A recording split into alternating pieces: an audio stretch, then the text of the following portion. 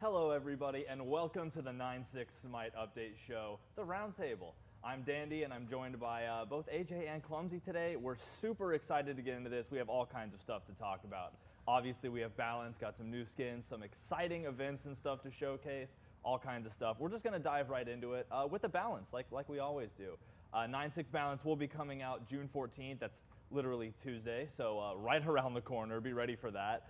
And this time we're definitely going for some more targeted picks. We had a lot of stuff going on the last update, and obviously we're working towards mid-season, which is going to be huge. So this time around, we really focused on some of the target issues that we thought were more important to deal with. And we'll kick it right off by getting into some game mode balance, starting with Conquest Trebuchets. Look like they're the optimal siege engine's getting a little work done to it. Yeah, these trebuchets, they've been a really positive response to them all around, I think. All of the changes we did, obviously, 9.5 was huge, as you mentioned, right? That patch was crazy. Oh, yeah. So really trying to focus in on some very specific things that we want to correct from that. The first step of that was the bonus balance, where we nerfed hunters and buffed warriors. Some people might say a bit too much, but I've been checking the numbers, and it's looking good. It's looking nice. So next up is Conquest. So these trebuchets, just a couple tweaks across the board to them. Fixing an issue, so you could also see this as a buff to their HP scaling, so they're going to be a little tankier, especially in the late game, as well as increasing their movement speed. No one likes a slow escort quest, you know? Increasing their movement speed a bit, and also increasing their attack speed.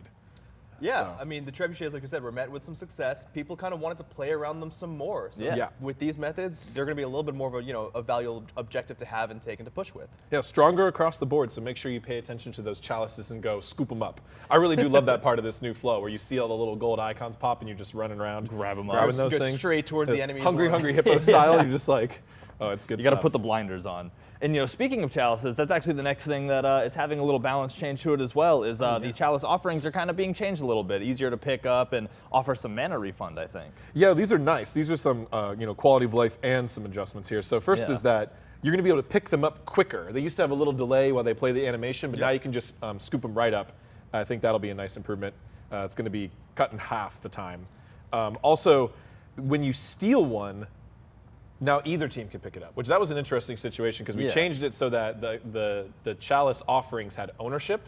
So like if I killed the monster, you couldn't steal it from me, but that didn't make as much sense on the stealing from the obelisk. So when that supports in there stealing stuff, what do they call it? The juicer out of there. Oh, man. Now you can actually steal it back in that situation. So I think that'll make sense. Obviously these will be very clearly, they're either fully colored or like grayed out, so you can tell when you can steal one and when you can't. Got it. So that's being fixed for the invade situation. And then also, adding that mana heal back. That was what we had that was in on the previous Hindu challenge. Which we had originally trimmed that, only done the movement speed, but we got a lot of feedback that people wanted to see that back, wanted to get a little bit more of a reward for going and picking up those chalices. Of course, so another nice set of changes to that. Awesome. Well, it looks like there's one more change for this, and that's that the towers actually in Conquest appear to be, all three of them, Tier 1, 2, and Phoenix, appear to be getting some shifts. Look like buffs in the later, but more of a balance for the first tier. Well, this might look like a lot of numbers, but really what this is just a straight undo. We just hit the old Control Z on it. So when we did 9.5, we buffed everybody, base health. We wanted to make towers more intimidating, but since people were already tanky, we had to make them extra intimidating, right? Because if you just made them a little bit more scary, but everyone got tankier, then you're kind of in the same spot. Yeah, it wouldn't have matched up. We had some feedback from different places, specifically late game Conquest matches, where Phoenix pushing could get really difficult, as well as some other game modes. So what we're doing is a partial revert here, where just on Conquest. Exclusively. So we nerfed all the towers in 9.5 bonus, but we're undoing that for Conquest. So we're going back to 9.5 normal numbers for Conquest only, but that nerf from the bonus balance is going to remain in place for the non-Conquest. Got it. Okay. So you assault mains out there, towers are still going to be a little easier to kill in assault. Yep, it was causing some problems over there. Exactly, but towers are going to go back to being as scary as they were on 9.5 launch in Conquest. We had a lot of requests for this, so definitely something we're going to keep an eye on. Potentially do some further Conquest tower balance. But yeah, this is going to make your early game towers more intimidating, and it's going to make those Phoenix harder to siege again. So. Fair enough. I'm happy to hear it's the same in Assault too, because after like 25 minutes of being like, why can't I get the tier 2? It's you know what? Glad to hear it. Yeah. So that does it for the game mode changes. Now we're moving into the item world. So for items, looks like we're starting off with Morningstar. Just a little bit of a nerf for Morningstar, right? Yeah, this one is more of a consistency change than anything. We had been rebalancing a lot of the tier 1s in 9.4 and before. This one kind of was just an outlier. It still had more power for the same cost, so I wouldn't really say that any particular class was using this item too effectively, but we did want to make sure that all tier 1s were on even footing. It was called out as something that we might have potentially missed with the other round one. So and it was a reasonable change to make. Got it. Awesome. Well, the next one is Golden Blade, also getting a nerf, just a bit of a cost increase. It looks like. Yeah, I mean at 2,000 gold, we saw it with the meta changes going on. We saw a lot of people picking it up. Really popular item right now. Whether in 2 roles. Whether you're seeing it like with Warriors Assassins picking up in the Soul lane, things are kind of changing up a lot over there. But for what it's providing, it was something that we kind of wanted to incentivize people to try out. It's something different. It's really kind of niche for what you need it for at the beginning of the game for these gods, but. 2150, it's not going to hurt too much. No, I'm stoked to see it back, though, honestly. So this is a light change. We just want to delay the time where you can get this a little bit, but definitely one that's going to be on our radar when we make some further adjustments. Absolutely. Fire sale had to end at some point, so back to full price. It was a heck of a deal. Yeah, right. A great deal. So next up, Conqueror's Gauntlet looks like it's getting a buff as well. AJ, why are the gauntlets stronger? So this is another partial revert. Undo. So Hunters. Control Z again. We're sorry. This is one that we're gonna undo a little bit here. Base lifesteal going to go back up to 25%. So it's not a full undo back to the 30%, but it is a partial. We were concerned that with the extra tankiness that Hunters, if they went into a heavy lifesteal build, would just be really hard to kill because they could just output constant damage and heal themselves back. Maybe they would have a little bit less DPS, but they would be able to really keep their HP bar just topped off. So we looked at a couple items, lifesteal items to nerf, but once we nerfed this one, we did see Hunters fall down to still a very powerful spot, honestly. They came down with our bonus changes, but they're still top in the game. Absolutely. But the lifesteal specifically did seem like not the right way to go about. Got it. So. That can be hard to deal with, especially, you feel good about your poke, you turn around, they take a minion wave, and you're like, I thought I hit them. I could have sworn. Right. So, well, cool. Sands of Time also getting a bit of a change. Looks like a new passive, Clumsy? Yeah, so we're getting a little bit of a new passive on Sands of Time. It's in addition to and Conduit Gem, and Conduit Gem's also getting something, but it's the same vibe as kind of what we were just talking about, right? Yeah. Hunter's strength has been pretty high. We've been seeing it in the Master Tournament. We're seeing it in the data, the statistics. People are noticing it. You're getting 2 to 3 Hunters per game, per team sometimes. It's a bit much. And one of the things that we wanted to do is not just assess Hunter strength, but also assess the other class and the other roles. So one thing you see with Sands of Time and Conduit Gem is we notice that mages, they can kind of do okay the later the game goes on. They don't have the objective damage and the fast DPS that crit provides for Hunters. But one area where they were lacking was the early game. They didn't compete against other Hunters in their ability to clear the wave, especially because everything got a little bit tanky. Of course, right? So kind of in line with that, Sands of Time and Conduit Gem are going to be getting a buff directly to the damage that mages can do against the minions. Got it. Specifically to minions here. So because we want to be careful to not just start buffing back everyone's PvP damage, we just did a whole lot of work to wrangle that back down to a reasonable place. So now we're looking at a lot of ways that we can empower certain classes across the map. So really today we are looking at mages and assassins. And this, this is only 2 changes, but these could have really big impacts, right? Yeah. These are the 2 core mage DPS starter items. We did specifically choose not to do this to Vamp Shroud because we're not really seeing it in mid. We're seeing that mostly in Guardian solo, and we're not looking to buff their lane clear right now. But we do want to give a little bit of an extra edge to those mid lane mages, especially in a chance that this might help them better compete against an opposing hunter, or give you a better chance to just get picked instead of a hunter. And you can see as well with some of the mages that did want to get played, you were seeing a little bit of Eye of the Jungle, right? They needed some of that clear, whether it's in the lane or against the jungle minions. So we think this direction will really help us out. Both of these we did say minions, but this bonus damage applies to minions and jungle camps. So it gives you a little bonus to your mid harpy clear as well. Got it. Yeah. So really helping you get that clear. That's awesome.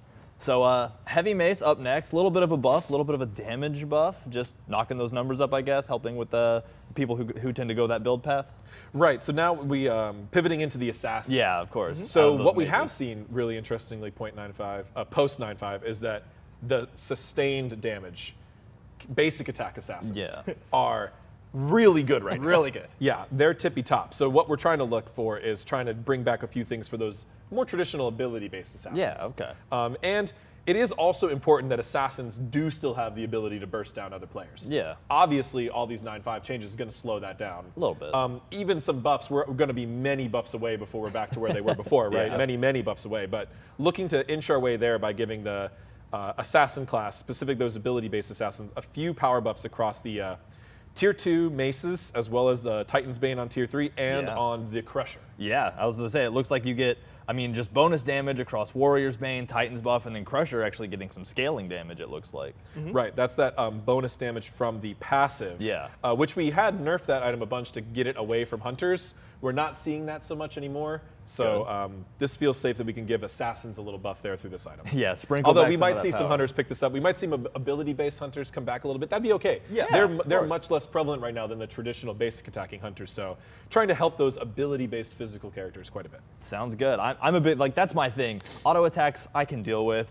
Abilities, that's my bread and butter. Anybody that can spam abilities, I'm in for all day. So I love that kind of change. Yeah. So cool, that does it for items this time around. And now we're on to gods. And the first god up here, Umoja, getting nerfed again. Too much water. I mean, I'm a hydro homie, but even I agree that water's oppressive. Yeah, So, I mean, yeah. Umoja's on there again. I think, Had to be done. casual players may be finding mixed success with Umoja, maybe a little bit less than we'd like, but on the high level scene, pro players, they just Dominant. don't stop. Dominant. Yep. And She was still one of the most picked banned gods in the entire post 9-5 Masters tournament. So, and with that stat in mind, we discuss with pro players, we discuss to see what angles that we think would be the most meaningful. In fact, we want to make sure we do that all the time when we're hitting these high level impact, right? When we know it's specifically for the high level players, we want to know what their problems are with it. So you can see directly, Riptide's actually duration of the deployable is going to be cut in half. Yeah. That's something that they mentioned was specifically important to make sure that it's not going to be as effective as a zoning tool. Sure, it'll still be there kind of for the movement component, but the fact they could kind of do a soft Ymir wall kind of block off effect for enemies for 6 full seconds and potentially more if you stack them was something that they found was a little bit oppressive. And on top of that, we're going to be decreasing the slow on opponents from 20% to 10% when you do travel through the Riptide, because you're already going to be hit with the slow, and the allies are going to be given that movement speed buff. The difference between the two is just getting a little bit too strong. Yeah. River's Rebuke was one more place. We've hit the cooldown on this a lot, but the cherry on the top was that actual initial slow that diminished over time for being actually hit by the River's Rebuke ability at the end of the deployable's lifetime. So now that's not going to be as heavy as of a slow. You're already kind of contained an area for long enough, and you take some damage, and you're trembled when it's hit. The slow is just probably a little bit, again, too oppressive for what it was providing. So these nerfs, very focused around her control and her pro play. So, no damage or healing nerfs here. Which hopefully will have a larger effect on the pro level scene as opposed to Umoja on other levels. Minimal effect on the casual players. Yeah, I was about to say that the control factor is just huge. That's something that, I mean, even I, somebody who's played for as long as I have, don't really have a solid control over, is learning like, all right, I could use this ability to try to push them at me, or I could just put it right there. They can't walk into the jungle. That's huge for zoning. Right. So that's one of those things that I don't think I'd feel it as much, but knowing how much that means, I can see that is a huge change. So. Next up, I hate to have to talk about this one. Baron getting a little bit of a nerf. It makes sense, but I love the Baron. So Consigned Spirits, why has it got to lose that 5%? Well, Baron is one of the top performing gods in the entire game in every measurable way in the post 9-5 world. This god just don't pay attention to that. We saw those kind of tanky mages. Yeah. We've seen Hades come back big time. True. But Baron is by far the #1 pick in this regard, and he's also got the best stats to back it up. So we're also excited about that. We're really happy to see these new archetypes coming back into different roles, seeing more diversity in the solo lane. That's all good stuff. And supports too, which is really interesting to see. Yeah, exactly. So we tried to focus really tightly on Baron. What's the one thing that can be most frustrating or most powerful with him? And that's really that we decided on the missing health heal from the Consigned Spirits. We saw. And now you got to really work for those kills. You got to really chase people down. You got to fight hard. And then Baron hits one of those, and you see someone on the other team who looks like they're about dead. That health, that it gets bigger, the lower health that you have. It saved so many people. We saw this happening across this Masters tournament all the time. You were ready for that kill to happen, and then someone get Baron healed, and you're like, whoop, what? They just healed for that much. So yeah, we're cutting that part down specifically. So. I do expect Baron to still be a staple of the post 9-5 meta, but this will be, I think, a little bit, give a better chance to fight we're against trying it in the to team calm fights. down the party just a little bit, Just right? a little bit, yeah. But it'll still be there. Baron will Right. still be really strong. All right, I'll take your word for it and continue to play him anyway. Jing Wei up next, getting a bit of a nerf. Was like explosive bolts is having some damage taken off per shot. So we talked about hunters as a whole. Yeah. Amidst the hunters, whenever hunters are kind of in that strong suit, we saw Jing Wei as one of the 4 hunters that were played kind of right there. consistently. I honestly, Top of the pro play stats. Top of the pro play stats. That's kind of honestly all we need to say there because Yeah. she was the highest. She needed a little bit of a nerf. So we decided to decrease the damage per shot from her explosive bolts, something that she was getting a lot of efficiency out of, especially with kind of crit being back against to be strong. Basic attacks were back, crit was back, and Jing Wei's safety is back. good. So Yeah, Jing Wei had Jing Wei was everything going for her. living it. Just a little bit of a hit there. So we do have a couple nerfs on this patch, which we obviously just talked about. So At least one, yeah.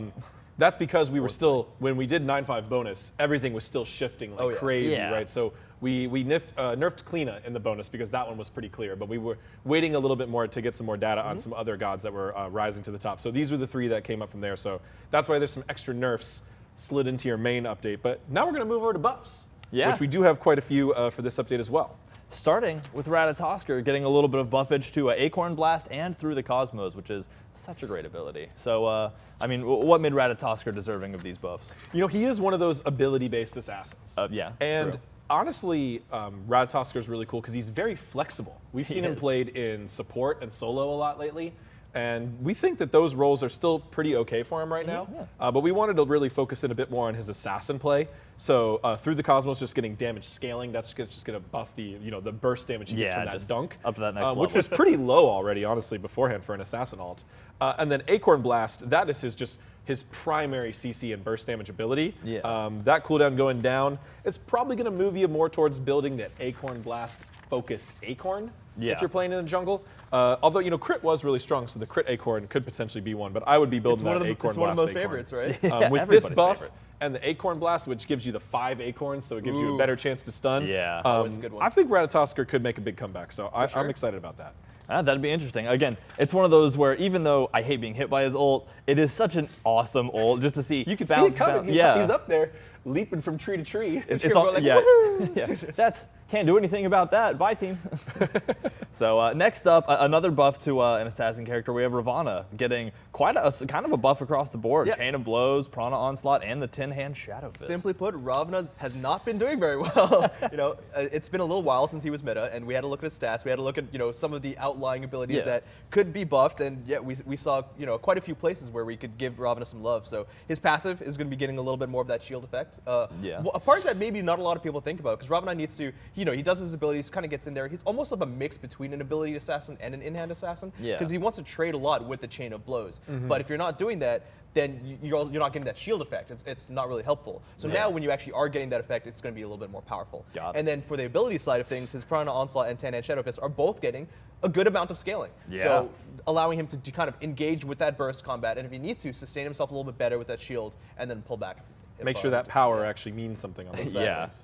That's one of those crazy things too, is you see numbers like 10% or 15%, right? And to some people, you're like, oh, 15%, like out of 100%, that doesn't seem like a lot. But then, you've been here for a while and you're like, 15%? Whew, that's a big number. It is. So those are pretty big buffs for the guy. Yeah, it'll be good to see him come back. Next up, Odin, also getting a buff. Lots of numbers here. Run me through the numbers. Well, it's just to increase the pulse damage and the Gungnir damage, which is the spear throw. Got it. So this is really his main damaging ability, his main lane clear ability. Odin's been on a bit of a roller coaster. We reworked him. Always. He was really, really strong. Yeah. He got toned down quite a bit, fell really far off. Then we've been slowly bringing him back. He's still struggling, and the recent meta changes did not really help him. So just buffing this core ability damage here, help us clear, help his laning. I think the main thing Odin has going for him is that the cage can be really good in this world where CC, DR was nerfed a little bit. People are a little bit harder to kill. You're seeing those healing hybrid mages come back. That Odin cage could be really good, but if he can't even get through the early game to get there, then it's not going to be very good. Right? So we're buffing his Odin's main laning ability just to make sure he can get there. Yeah.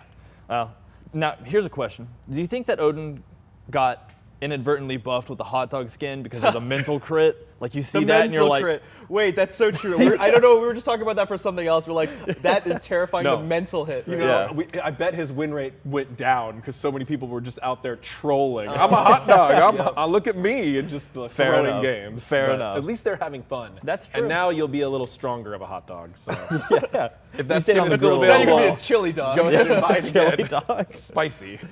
Oh my gosh. All right, so the next buff, Freya, Pulse just getting some increased damage. I mean, Yeah. Just Freya. getting some bonus. This is a big buff. It's a good chunk. That's true. Of, Just of, one thing, but a big thing. Base Yeah. damage per shot of the pulse. Per shot. And that's where it stacks up. I mean, so with the Hunter meta, we did see a couple of ADC mages, which was kind of a bit surprising because the rings got nerfed pretty Yeah. heavily as well. Apparently they got nerfed just the right amount. Yeah, exactly. It's perfect. Right. We do. Yeah, Our every time. dartboard did a great job.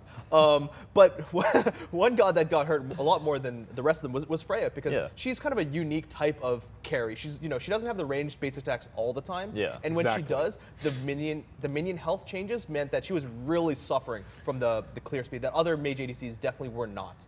So honestly, this is kind of a fair buff for Freya to help her get through the laning phase to shine in the mid to late game where she still already does. Exactly. The reason hunters are really so good now is because of that sustained damage output. They just keep putting out Yeah, damage, constantly. Right? But as far as the carries go, Freya is limited in that regard. So pretty significant bonus damage here, increase on her pulse. So I'll be interested to see if this brings her back fully. You know, Freya has a tendency to get buffed a little bit and become the best god in the entire game, or nerfed a little bit and become the worst god in the entire game. We'll see. I think in the 9-5 world, that is going to be a little bit more stable. Yeah.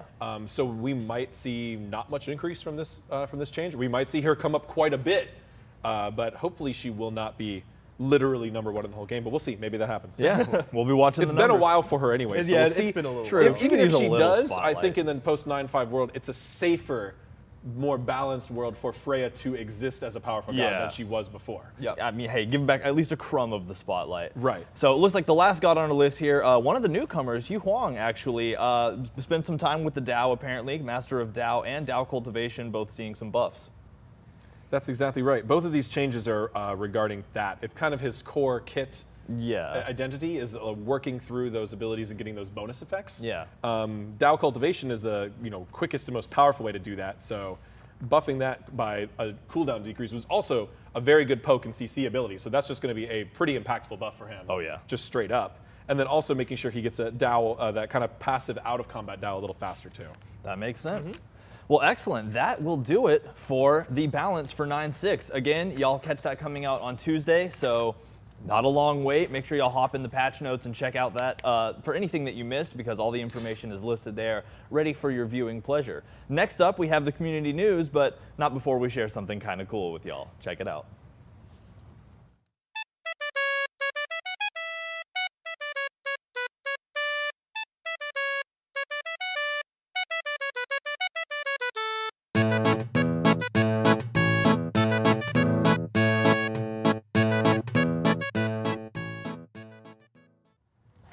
Yep, you heard and saw that correctly. SMITE and Runescape coming not horribly long from now. So I have been so excited for this for so long. I am going to be very impatient waiting for this to happen, and we'll share everything that I can with y'all as soon as we are able and awesome and ready to share it.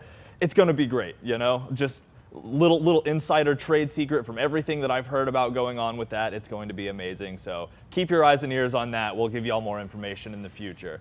As for more community news, right now, if y'all are looking for Prime Gaming skins to claim, there's a great one available right now. Happy Little Painter Jean Quy is available to be claimed right now. And I mean, look at him. That's a happy painter.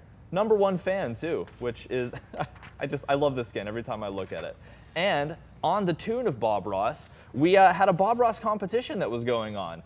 We were able to host this alongside them, and they were willing to give away an amazing prize, a Bob Ross painting class, and the materials to partake in that class were being awarded to one person for a SMITE Bob Ross inspired painting. And as you can see, this was our glorious winner. This beautiful piece of art here, Tiamat, is thanks to Himily 84583378. I practiced that just for you. I'm gonna go with Himily from here on out. From Twitter, and this art is just amazing. So if you're watching, congratulations, you are the winner of the Bob Ross tournament prized thing. My words are all a mess. I've just been staring at this art for so long that I'm kind of encapsulated. So make sure that you watch out. We'll be reaching out to you soon to get all of the final pieces taken care of there. And last bit of community news is, AJ, I think there's some SMITE Night information you wanted to share with us. Yeah, I'm excited to talk about SMITE SMITE Night. Night. The first month of SMITE Nights has been a huge success. We've seen really big numbers, people showing up on those Saturdays to play the legendarily classic Conquest closed beta game mode. Broccoli trees. So we just want to give some updates on that. So SMITE Night is going to be continuing through the next update, the Lancelot Roundtable update. We're going to have a new game mode being rotated in. That's going to be Corrupted Arena SMITE Night. Is going to be there. We're also going to still continue to have some classic Conquest SMITE Nights. Yeah. People have been waiting forever to play that mode, so we're not going to rotate it out quite yet. But we will be, cycling through SMITE Night modes as we go forward through the patches. All of the SMITE Night modes and rewards that will be in the next update will be on the patch notes, so you can go ahead and check these update notes today to go see what SMITE Night modes are coming up, what type of rewards, try to figure out which night you want to play. I think it's the Corrupted Arena night that you can get the SMITE Night skin chest and the progress towards the skin chest for the month, so you get like the double skin. Yeah. So that's, I think, the night to show up if you really got to plan your schedule have to carefully. choose. There's also a just do 'em all. clarification on there that there is, every SMITE Night, one of the daily quests can be progressed by playing any game mode, not just a SMITE Night game mode. We saw some confusion there. So there'll be a SMITE Night game mode and then an any game mode. So we adjusted the text there to be a little bit more clear. So for example, the SMITE Night we have coming up in just a few days, which is full 5v5 party only Conquest. We're very excited to have that. People have been asking us for a 5v5 mode for a long time, right? This is only full party, so get ready to compete this weekend. True. But if you don't have a full party, you can't play, you still can complete one of those quests just by playing any game mode of your choice on SMITE Night. So keep an eye on the update notes and get your team together, get your squad together. We're going to keep rotating through some fun maps in the future, but all of that is on the update notes for next month's SMITE Nights. Well, keep an eye out for it then. And if you're looking for wins, make sure you play against me and any of my friends, because we won't be doing that. Yes, and avoid Lurmy. And avoid Lurmy at all costs. Cool, so that does it for regular community news. We have some SPL news as well. The kickoff for Phase 2 is actually starting this weekend. Should be kicking off tomorrow because it's Thursday now, and I know that's weird, update show. Trust me, my mind's messed up too. But yeah, so make sure you stick around for that. Excited to continue to roll through the SPL phases because these are some awesome games, and every time we do a release or an update, I always love seeing how they handle all the changes that are made. So make sure to keep your eye on that. And last but not least, make sure you go over to shop.hirezstudios.com. I had to make sure I read that right. Where there's all kinds of merch available there, but it's limited. It's running out. We're getting rid of it. So if there's anything you want to go look for there, do it as quick as you can because it is going, and soon enough, gone. And that'll do it for community news. But there's plenty more to talk about, so don't go anywhere because we're going to hop into quality of life next. And quality of life has quite a few things going for it this time, actually, starting with some changes to the end of match lobby survey. So AJ, if you want to get into that? Yes, I'm very excited about this update's quality of life changes and not buffed quality of life ones, just quality of life, not buffs. Yep. So first up is there's actually a survey. You might have noticed this, you might have not. It's been there forever. There's a server quality survey that's at the end of match lobby of most of your games, if not all of them. In 9.6, we're going to be changing that to a matchmaking quality. So we really want to hear more from our players, and we want this real-time data. We want to be able to collect, specifically if you had a good match or a bad match, or I guess a medium match. I think people will mostly respond if they had a really good one or a really bad one. Okay. Yeah. Go ahead and click that, or use your controller to navigate over to that button, and it'll give you a 1 through 5 star rating. Give that match a rating, of how good you thought the matchmaking was. We want to try to collect as many responses as we can from all our different game modes. So this should be on for every end of match lobby. Please, we're talking about it here today so we can remind people to go out and use it.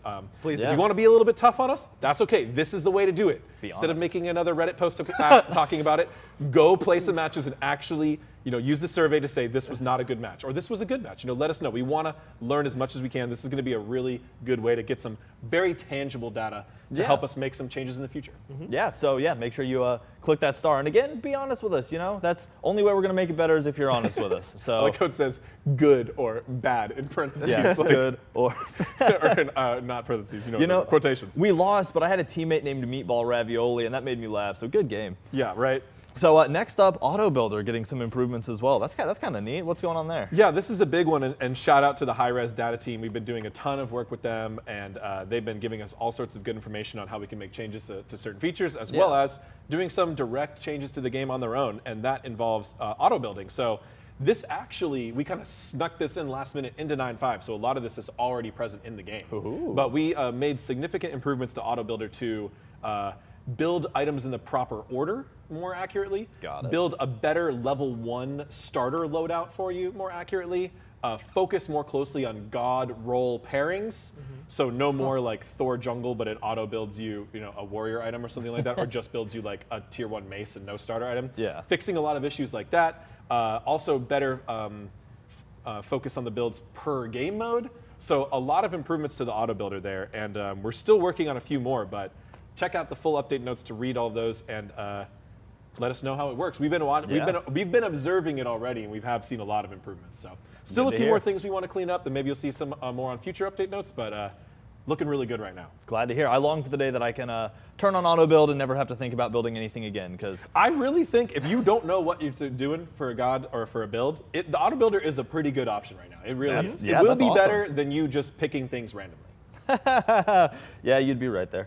So next up, this setting, this quality of life is really cool. It's a setting for mute all, right? So you're able to go in and mute everybody, one click. You don't have to do it every game. It's just one and done, right? Yes, so we have 2 very exciting settings that have been requested for a long time, been from a lot of Olympian meetings, a lot of content creators out there. So these are some ways to, kind of moderate what types of discussions you have with other players in the game. Yeah. So the first stuff is the mute all. So what this is actually, it won't be on the scoreboard or in the normal places where you mute people. You actually have to navigate to the escape menu, settings, and into the user interface section.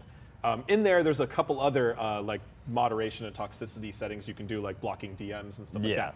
Now there's a new setting that'll be mute all. And if you turn this on, you will not hear anything from any other players. No pings, no VGS, no chat, no spam, nothing ever. Gone. You will be getting to play Smite in blissful silence, if that's the way you like to play. With game audio and stuff. Oh, yeah. Of course. There'll all be all of the game sound effects and music. Unless you want to turn those off, but too. you will not be hearing the communication from other players. Now, that, a lot of people will be like, well, I need to make some coordinated plays, Ajax. I can't just make that, Like, I'm careful with who I want. I don't want to hear any toxic things, but I want to be able to play still. Yep. Yeah. So that's why we've added a second setting, which is the show VGS. And what you can do is use these settings in tandem to kind of create yourself, your own choice of how you want to run this. But what this can do is you can toggle this on. So if you turn show VGS, it will be, even if you mute someone, they will still be able to use VGS to communicate with you. Nice. So you can mute all and show VGS to just have this on all the time, or you can turn on show VGS, and then if you just want to mute, okay, Harrison's getting a little over the top in this match. I'm just going to mute him real quick. You rock. In the tab setting, you will still hear the VGS from them, just not whatever they're typing about why they're a better solo laner than you. So these 2 settings, feel free, take a look, try to use them. I have a feeling we'll probably get a lot more use from our content creators and people who are very familiar with the game using these than average players, but still a really good way. There now. Yeah, a really good way to moderate what type of text, mostly text from other players, you'll experience in the game of Smite. Nice. And just to cover my own back, the only kind of toxic I ever am is I'd be like, you should have chose Atlas. That's just it. That's it. I'm just gonna, if I type it 10 times a game, I just love Atlas. All right, it's cool. A lot of times, giving advice can be construed as toxicity. But hey, if you don't want to be given any advice, these are your options. Yeah, that's fine. You're probably better than me anyway. So, and that'll do it for quality of life changes. So again, a lot of stuff we went over, and there's a lot more information you can get on the patch notes, which again are available now. So if you have a second monitor, you want to like half the screens, do both at the same time, one eye looking at either. It's usually what I do. It makes my head hurt. Good stuff to look at, though, so you can get all the information whenever you need it for. If what we just said kind of rolled off the head. So next up, we have another really cool kind of crossover type deal to talk about, but I think it would be better explained after this video. Why is only one nipple? They had to bring in a tailor for Where's my nipple tape? Is that bad? Oh, cool. Miz, you look good. I like the pink on you. Pink's my color. Of that, dude, that's so hot. Holy fuck. Want to cross my pink right here? One thing. Are you done with spamming Miz to play a game for once? Well, wake the fuck up, Samurai. Wait. Welcome to the oh, wait. Oh, here we are. Welcome to the OTK SMITE Invitational. 8 teams, 40 of your favorite creators will fight it out for a $100,000 prize. Tune into the event on June 27th, live at twitch.tv/Mizkif.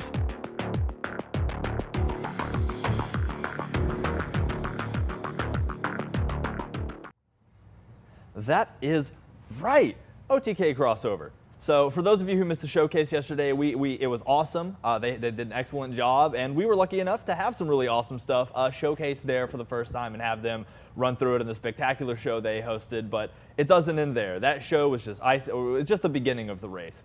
So as y'all just saw there, they will be having an invitational tournament that is actually on June 27th. That is the only day. That is the full tournament, June 27th. So make sure that you write that down in your calendars with the big red circle and like the heart or whatever, because it's time to go and watch that on June 27th. It's going to be huge. As you saw, 100K on the line, so keep your eyes out for that. But that's not all. There's more and more and more. Obviously, for a tournament, you need teams. As the teams are announced, they're going to need to practice before the 27th. So if you see any of the members of any team streaming, there are special Smite-related Twitch drops for every different team. So go and watch the teams that you're rooting for, watch the streamers and support them, and you'll be able to earn all kinds of different rewards just for watching those. But that's not all. I'm just going to keep saying that. Mizkif has his own special drops. So as Mizkif is celebrating a month of Smite, make sure to tune into the Mizkif streams as he has his own custom Smite drops. So you can get all kinds of Smite drops from watching the team members, from watching Mizkif, and from enjoying Smite altogether for the month of June. There are so many things that you can do and so many free things to earn just by enjoying some new Smite content. So we hope that y'all get to get in and enjoy that. But obviously, Mizkif wasn't done there. Mizkif wanted to be in Smite, and I think we made it work. So there's going to be a Mizkif bundle coming with the update out on Tuesday, and it's going to contain Peepo Global Emote, Peepo Avatar, Egghead Ward, Mizkif Announcer Pack, done by Mizkif, with no fake, it's all Mizkif. And then the Mizkif Thanatos skin, which you're seeing right here. And despite popular belief, not a meme. A skin that we are incredibly proud of. We think it looks just like him. Hit that and Mizkif in the room together, couldn't tell the difference. So, absolutely beautiful. Well, it's a meme skin, but it's a real meme skin. It's okay. Yeah. It's happening. It's in the game. There it is. It's right there. What else can be said? It's gorgeous, honestly. Yeah. And for Thanatos, it fits perfectly. Yeah. If you don't know Mizkif, he's a fantastic streamer, a big name in streaming, part of the OTK brand. Here we have a lot of crossover going on with OTK. And this Egghead is kind of a inside joke for his channel, right? Yeah, absolutely. I mean, I actually got the chance to work with him when he was doing the recording because I helped work with the script, and he was having such a blast. we saw the image that was put out on Twitter of him going for it, and he took it seriously. He had a lot of fun with it, and I think it came out really, really well. Yeah, he's a professional entertainer, so his voice work was great. So he did the whole voice pack and an announcer pack, all voiced by Mizkif himself. And you're going to be out there, dunking on fools with Thanatos as your Mizkif. Yeah, and you're going to be hearing all of the beautiful recordings. Yeah, so if you're a Thanatos fan, this is Egghead Thanatos is for you. So I mean, I don't think we could just end it here. I kind of want to go. I kind of want to go in game to see this. Oh, okay. Oh, yeah. Let's prove that it's real. I mean, right. Voice lines too, obviously. So how about we hear a voice line?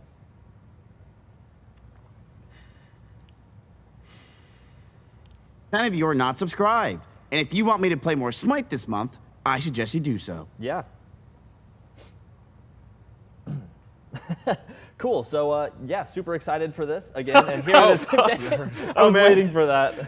And when the in-game camera is not intended to work like this, so sometimes when you get really close, you get that kind of warping feel, and now, like, that is just it's perfect. Intense great with this particular. Oh, hi skin. there. But, wow. It's beautiful. Look at that high definition Egghead in the game. Just like Mizkif.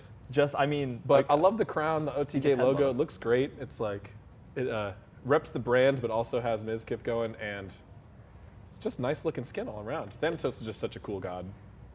I couldn't agree more, and I love the color scheme as well. Like, regardless of all of the beautiful commentary you could make about how amazing this skin is and the energy that it puts off, you just can't get over the color scheme.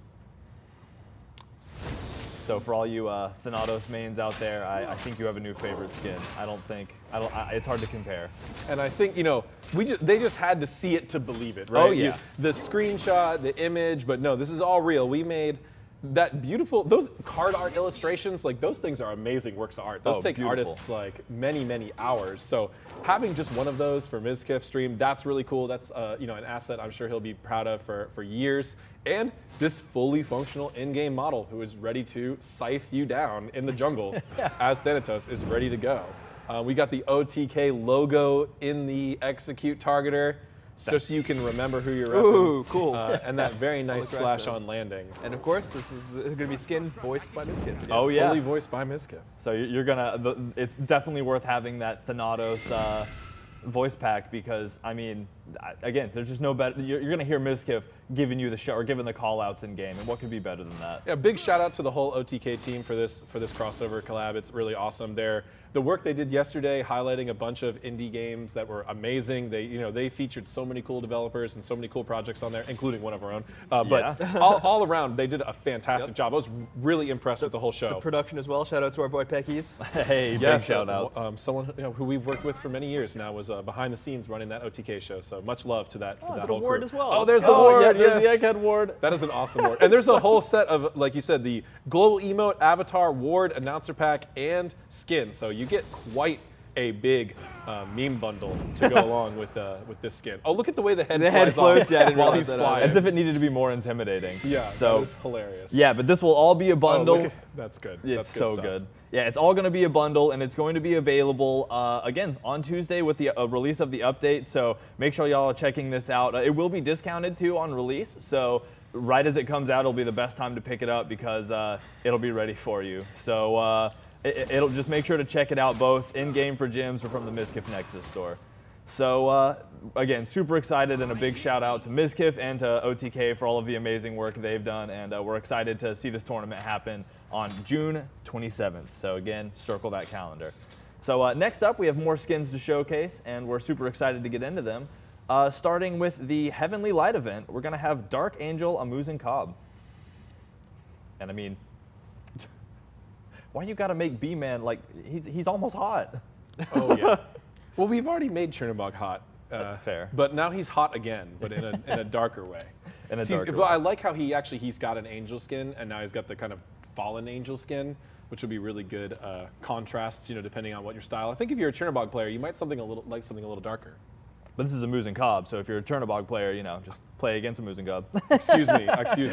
No, see, I get it though, right? Because there's such that is my bad. No, you're good. It takes such a resemblance to that in a way because, like you said, it has that dark theme and it has the red highlights there. I get it. So I love his stinger hand with this skin. I agree. It looks so cool. Yeah, very ornate. The gold highlights the black in such an incredible way. So let's hear the voice line for it. This world has forsaken me, forgotten me. But now it is my turn to bring suffering and sorrow to those who left this broken soul to That rot. creeps you out. Yeah. So the people who are afraid of insects can pick the skin up just to be, maybe have less insects. Yeah. You have it. You can main I can't somebody else. confirm that. I can pretty sure confirm there won't be more insects. Yeah. There will will most be. likely be less. Though. Just double down on the insects next time. Yeah. Oh my God, there's so many bugs. No, I don't think so. Next one's the spider version of Amusing Cobb. So Oh, just no. worse in every way. In The every flying way. spiders? We No. can't. We can't. Oh, No. God, don't say that. All right, cool. The next thing coming out in the Heavenly Light event is Bone Shaker Cerberus. And he's sure to rattle some bones. Ooh. Oh, that's awesome. That's so cool. The contrast in this card art of him being in the rain but also being on fire is kind of very, I don't know, it's very He's, like, cinematic. Protecting the little dragon hashlings and stuff. I love that. I love when the card art has its own theme going on too, its own story. He makes me feel like he is really the fabled monster of myth in this legendary forest, and there's really nothing scarier than him, and you're just hoping you don't ever run into him. Like what gear do Yeah. you get when you kill him though? I mean, probably some pretty good stuff, right? Oh! But That's really awesome. nice, kind of Look at the organic. We've got the kind of skull themes and also some organic, almost like tree. Yeah, it looks root. very wood. And yeah, that tail, the silhouette on that tail the claws, is really oh my cool. God. Massive shout outs to the modeling and 3D art team here. This looks fantastic. Yeah, and I mean, again, you said it already, but that tail is just incredible to look at. It is very much like its own creature almost, and I absolutely love that. So super excited. Let's hear the voice line, see what he sounds like. Only the strong advance. Super awesome. A voice definitely befitting, again, that look of the Guardian of the Forest. So super excited to see this come out in game, and probably for him to jump on me and throw me into the enemy team and haha, crying tears. So next up in the Heavenly Light event, Oblivion Temptress Daji. I'm stoked to see this theme come back. We've only done a couple of these. Yeah, The Oblivion theme is kind of a sub-theme related to the demonic type skins, but it's got a So is that like a poor fellow, darker or, twist. Or like is he lucky there? Like, I mean, it looks like he's somewhere between lucky and unlucky. So I wonder if he's unfortunate. actually part of the powwow or in the game, which we'll have to wait and see and find out. Check out on PTS, see if our friend here from the card is actually hanging out, or if it's just someone that she has recently pulled, which is going to end up. But we've been seeing Daji a lot lately, and this is a really cool skin for her. It fits her themes really well, but it's got a completely different color palette that really stands out.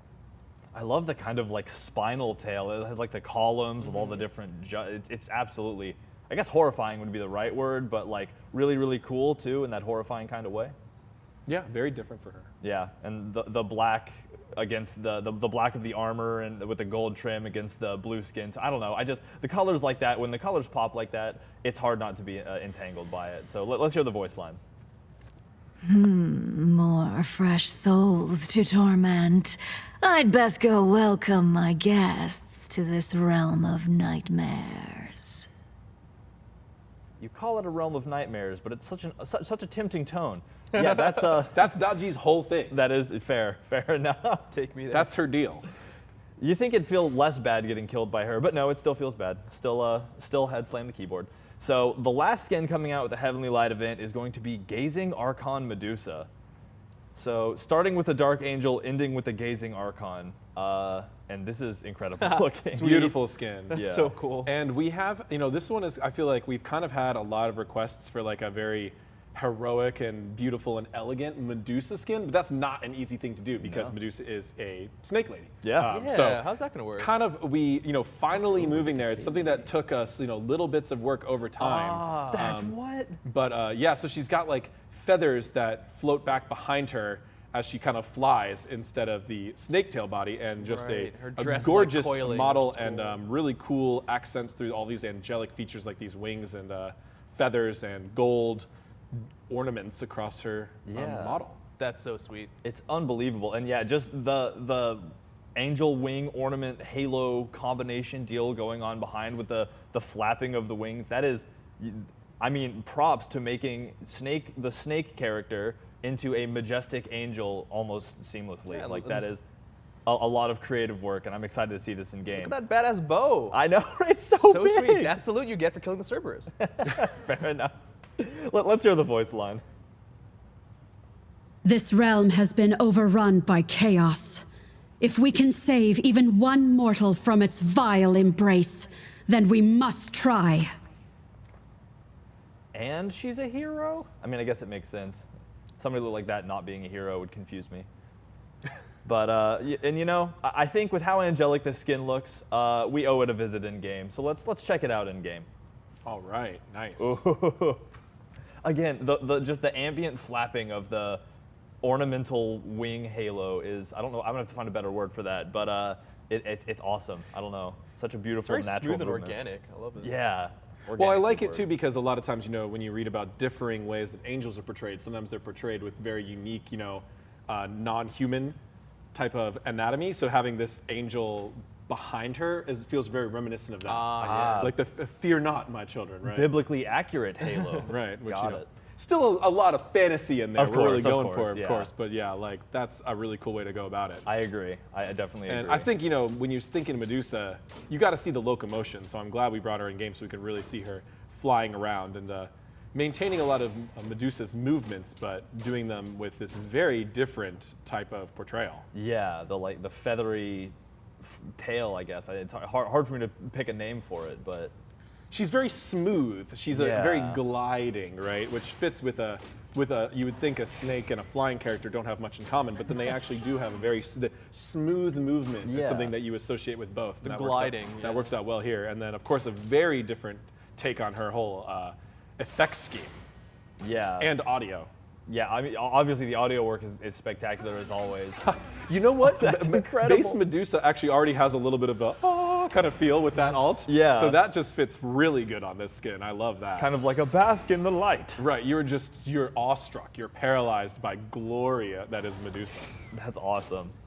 And yeah, again, crazy that you can have a character that goes from being a snake, or heaven forbid, going back to the bug thing, one of those horrifying bug skins she has, Yeah. to something that, like you said, looks this majestic. And the clean, snake-like, omnidirectional movement that she already has really does pay itself to this theme incredibly well. And the holy light and the ult, I absolutely love it. I'm just gonna catch myself going oh every time I play this skin and try to ult people. I'm gonna have to like make a hotkey to I'm gonna ult sing and along play a with sound the effect. choir that is trying to get that 5-person stun. Oh, exactly. So absolutely beautiful skin, and look at the back animation. Incredible, excited to see it. And again, this is going to be the last skin coming out in the Heavenly Light event, along with the previous 3 that we had just shown off. We're super excited to see that come out.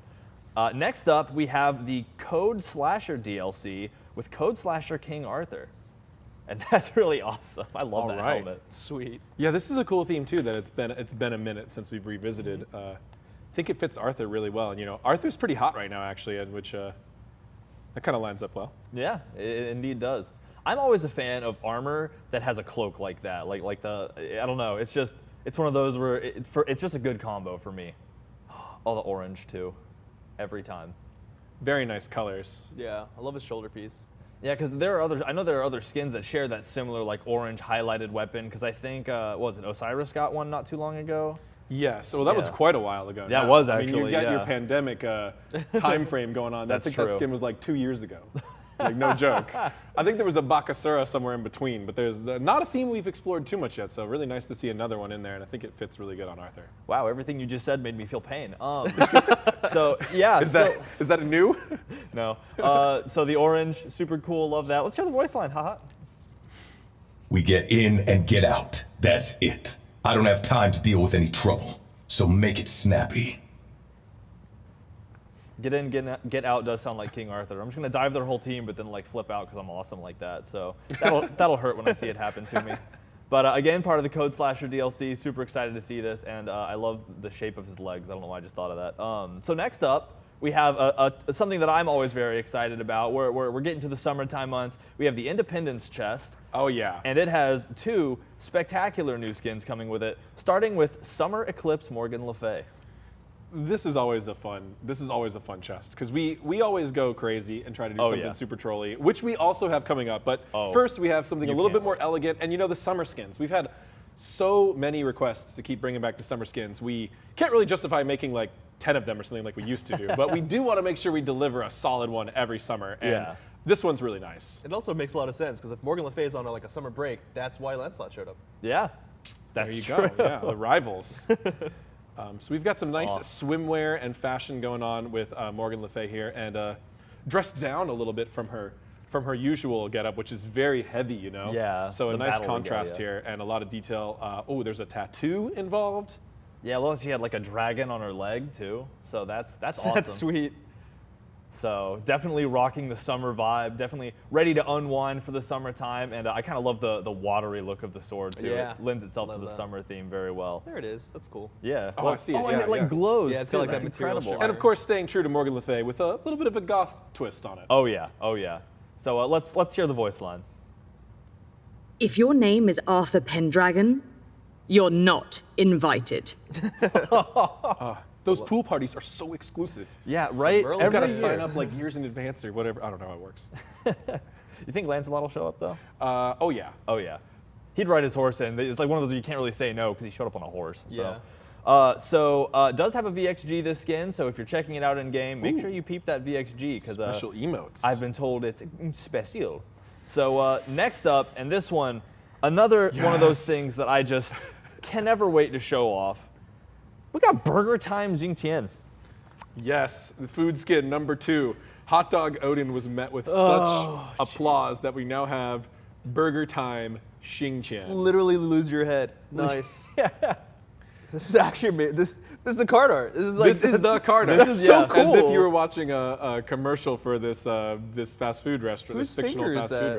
restaurant. Who's got the hand on the remote? Oh, that's a good trivia I question. want to know. I don't know if we can tell from just this. Maybe it's that's a very that Hot Dog iconic Odin's glove like though. it? Yeah, Like- it might be Hot Dog Odin. Yeah, very much could be. But we were thinking of food skins, and we were thinking of Xingqian because his face is in his chest. Yeah. So like the burger style kind of puts your face down in the middle. So like imagine like the in fried between the shields. meat and the vegetables like flapping is like Xingqian's Yeah. mouth. That's so And he's got his googly eyes on the front and XT his thick burger. arms and Very like cool. all of the things you've come to love about a food skin.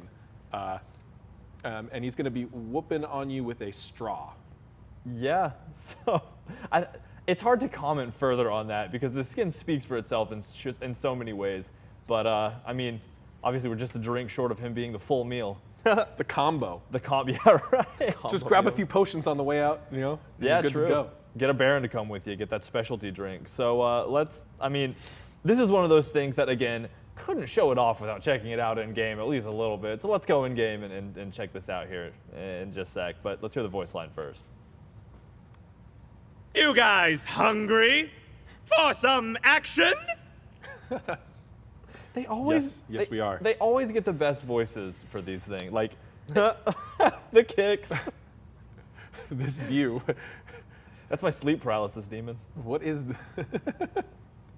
Oh my god. It makes him feel like 20 stories tall. Oh my god, his with eyes. those legs. He has both like adorable eyes and kind of like lifeless, he won't notice when he kills you eyes. This is hilarious. It's so good. You know, I'm surprised it took us so long to find this food skin theme because Hot Dog Odin absolutely went crazy. So hoping the people are enjoying the burger Xingqian just as much so we can keep making these wild abominations that are both gorgeous What's and next? fun. Yeah. I guess we'll find out. I'm sure there will be many posts on Reddit describing things they'd love to see still. Well, keep them coming. Always down for ideas. Oh my gosh, it like splashes the drink. It's just cola all It's just over. cola. It's gonna be so sticky. That's so inconvenient. I long for the day that we have enough of these. Oh, that I'm gonna see, like, what? It's a tomato. It is a tomato. Tomato slice. That's so cool. Mildly Is acidic. it an angry tomato slice? Even the jump AOE area kind of looks kinda like a looks like pickle to that, me. right? I Maybe think I'm- it's also like a little frown. accentuated by ketchup and mustardy Yeah. feels, right? That's ketchup and mustard, and there was pickles and all sorts of different food items in All that. sorts of condiments. When he crashed into the ground. and the soda splash. Oh, that's got ice cubes in it too. When he flips, there's a soda Yeah. and So ice good. cubes. It's making me thirsty. Oh my gosh. So some fun about this. The burger, as you know, as I think we kind of deduced, the burger card art has some call outs to some other maybe delicious food related skins. So inspect that a little when you see it in game.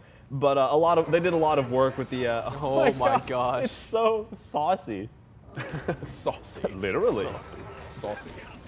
But a lot of squishy and silly SFX for this skin as well. I've been told, obviously all of our teams are always doing the most for everything. So and cool. I heard the audio for this is absolutely burgerific. So To use a technical term. yeah, to use a technical term. And all of the that's a Xingqian definite. animations just are so fun on this like stick figure burger character. It's that's like where Xingqian's usually laughing and breathing like intimidating fire. Instead we got this burger like splattering you with, If you don't with like sauce. ketchup and mustard, this is a pretty terrifying skin. Oh yeah, I know plenty of people who don't like tomatoes and they're gonna fold instantly. So Oh well. Don't let your food tastes influence your skin tastes, all right? oh no, you gotta weaponize Who doesn't it. like a good burger on the 4th of July No, cookout, I'm right? saying you gotta weaponize it. So if you don't like it, think of how other people feel. You get a tomato launch. So at you're you. saying this is an intimidation move Oh using yeah. this skin? We're going back to mental crits, like with the hot dog. Ah, I see. Gosh. So yeah, again, another incredible skin to look out for. Part of the Independence chest coming out only a Tuesday away. So literally this coming Tuesday. So you don't gotta wait that long to get your burger action on. So last but not least, for the skins coming out with 9.6 main is going to be the Cowabunga chest and Slash Kuzumbo. Yes. That's right. More TMNT. Oh, that's so cool. Now, a lot of people were quite disappointed that Smite's resident turtle was not a ninja turtle. Yeah. And that was reasonable, but we wanted to find the right character fits. Yeah. And the Ninja Turtles are very, weapon-based, lots of martial arts. Kuzumo doesn't really have that. He's a little bit more brute force. A little more sumo style. So as we've been digging through deeper into this universe, we've got Slash, which is a villain turtle, who is just a little bit more brute force, Oh my right? gosh. That's so and so great. now we've got That's so Kuzenbo cool. Slash. So he's a little bit bulkier. He's got the wrist blades, and he's still got some weapons. Like look, he's got ninja stars that are like creepy wedged shit in his shell. He's got a little palm Little tree palm back there. tree, yeah. That's probably a call out to the specific Ninja Turtle, the super fans out palm there. tree that he Oh yeah. loves. That's a shout out for your super fans, but I absolutely love it. Kuzenbo finally in the crossover, and another awesome Turtles character, which I grew up in Ninja Turtles, played all those video games, and I loved seeing all these characters show up as boss fights. They were all really cool looking, and now we've got Slash That's awesome. in Smite. Super excited. I love his shell too. I don't know, I'm a huge turtle fan myself. Love the turtles. Just and the turtles tortoises. in general. Oh, in general. Not even just Ninja Turtles. No, I mean that's part of it obviously, but just all turtles in the world, the wider spectrum of turtles. They're a neat creature. Yeah, seeing this is just, I don't know, it just sparks joy immediately, especially with the purple highlights. Let's hear the voice line. We'll right the wrongs in our world and wipe out whoever stands in our way. It's got a little bit of a surfer vibe to it still, a little bit of Ninja Turtle, right? A little bit, yeah. But he's eviler though. Got that grit. He's like the bully out there on the surf. Oh yeah, he's ready. He's ready to fight it out, regardless of if it's turtles or Archons or anything. So again, this will be another skin coming with the Cowabunga chest next Tuesday. So close. I'm gonna blink and it'll be Tuesday. So next up, we have some bonus skins as well. 9/6 bonus, which will be coming June 28th. And the first of these skins, another one of those skins that I just am excited to show off in so many ways. The Heavenly Light event is bringing us Bok Bok Horus. I'm sorry you have to wait until bonus for this one. Oh my gosh. I was staring at this on the notes. I'm like, what does this mean? Because I haven't seen anything to do. Now I get it. Another Now I get it. top tier meme skin from the Hi-Rez Meme Factory. And thank you to the many community suggestions to encourage us to try something like this. But Horus, he's pretty hot right now. Yeah. He's got that golden blade, which we only nerfed a little bit, so he's still going to be good. He's got some golden corn. And this is just a hilarious skin. Oh Look my at those eyes. gosh. So good. Oh man, we Oh, had it an looks so amazing good, though. It playtest really where does. me and Aggro were mirror match Bok Horuses, No way. and we both went I full wasn't in damage that. and pretty much only focused on trying to assassinate each other, and it was That's beautiful. hilarious. That is so great. This skin has a fantastic audio design to really lighten up Horus's whole tone with farm noises, Oh my gosh. and a goofy voice pack, of course, to go along with it. But man, he is glorious. He is. I'm excited for the Bok Bok Horus farming spin-off game. So let's hear the voice line. Have you come to bark with the bark? Of course, I swear. lots of chicken sounds. Yeah. If we give the people a chicken skin, they got to have the chicken sounds go with it. I'm sure that his VXGs wouldn't be, or any of his VGS aren't going to be, BM at all. I'm super excited for this. So again, Heavenly Light coming with, I'm sorry to say, June 28th. You have to wait a little while for this one, but coming with the 9/6 bonus update. Could not be more excited. So the next one in the Heavenly Light update of the two coming in the 9/6 bonus will be Combo Breaker Terra. Now, not as much of a meme skin, just as awesome though. Oh snap! Like that card art is incredible. Select your character. I love it. That's as so if it was cool. its own game. Because we like to think of our skins as if they were stars of their own games. Yeah. So some really cool fashion and fighting brawler type terminology here that you see in Terra. I agree. I mean, I don't know. I love the homage to select your character with the character rotator, and I love studded gauntlets. You just can't go wrong. I didn't expect such big fighting game news, to be in the video game world this week. I don't think anyone saw that coming, but now fighting games are really hot right now, and we have a huge fighting game fan within the SMITE team. The Hi-Rez team runs internal tournaments and stuff like that, so we were really excited to kind of do a skin for Terra, who's our punchiest character in the whole game. That was kind of inspired by all sorts of various fighters across the video game industry, which are just really cool games. Oh yeah, so many inspired characters, so many inspired IPs, and I mean, like you said, a lot of gods have a lot of talent. I love that Terra gets out there, puts her dukes up, and just takes people down, and this skin really highlights that. Let's hear the voice line. Perfect. I've been itching for a fight.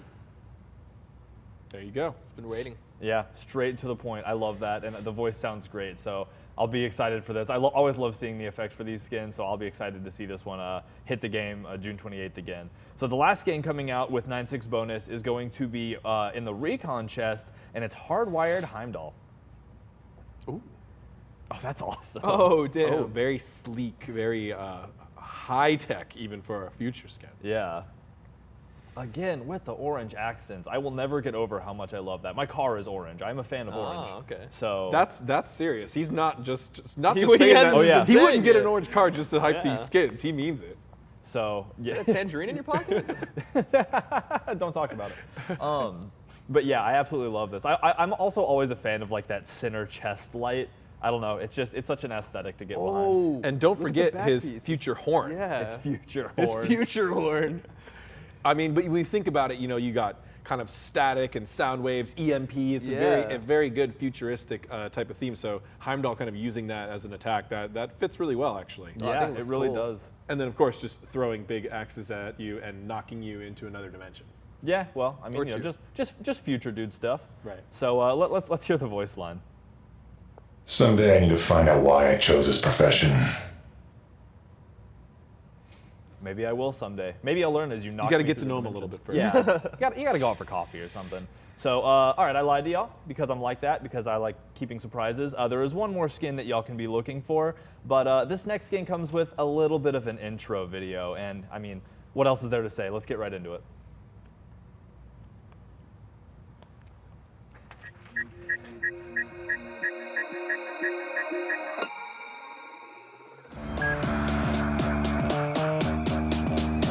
I heard if you go clubbing tonight, you get an extra hour to party. We call that daylight raving. What up, OTK Games Expo? My name is One True God, and I'm super excited to announce my collab coming out later this month with Night Mode and SMITE. It features 2 of my songs, Addicted and I See You, and a One True God skin for Athena.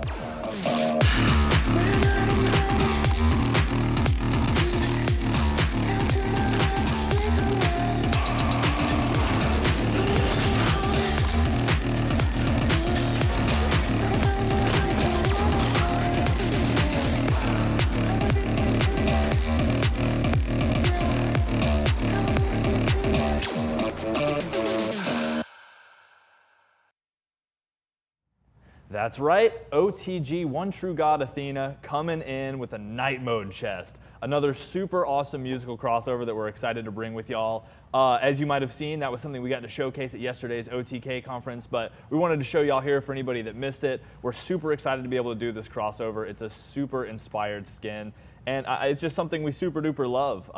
So this is gonna be an Athena skin, as y'all saw in that video, and just look at how great this card art Gorgeous looks. card art. I mean, this is one of those things that I love when we do musical crossovers, because our audio teams always do such a great job at incorporating the artist's music into the play style of the character. And I think Athena was a very inspired choice, and I super love just this whole aesthetic here, you know, kind of the rave look. Oh my gosh. It fits really well in so many ways. I mean, One True God, or OTG, the artist, obviously it's got God in the name, so we got gods, they got gods, we can put those together, right? Yeah. It has a mythological feel to it. It's also got, he has a lot of interesting visuals on the branding and the colors, the red and black, the album, a lot of strong visuals across their brand with their music, which is really good for us being able to develop into a skin, into a character, right? Because we can have a lot of that matching really well. So you got the colors, you got the skull symbolism, which is a big thing from One True God's music brand. So yeah, it all came together really well. It really did. And I mean, again, I love contrasting colors, the red and the black, and it all looks so good to me. Let's go ahead and hear the voice line. One True God, ready for the set. That is so awesome. Being just like an aspiration of mine is to have any kind of shout out in any game. Like, my goal is to find a way into SMITE, and I will make it there one day. Seeing other people have that makes me equally excited, though. Oh, and here she is in game.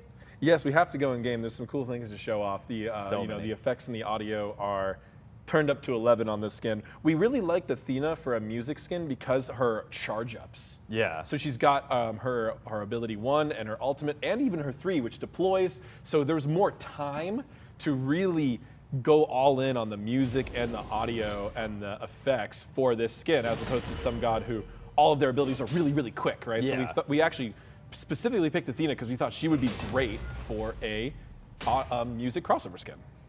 Yeah, and I mean,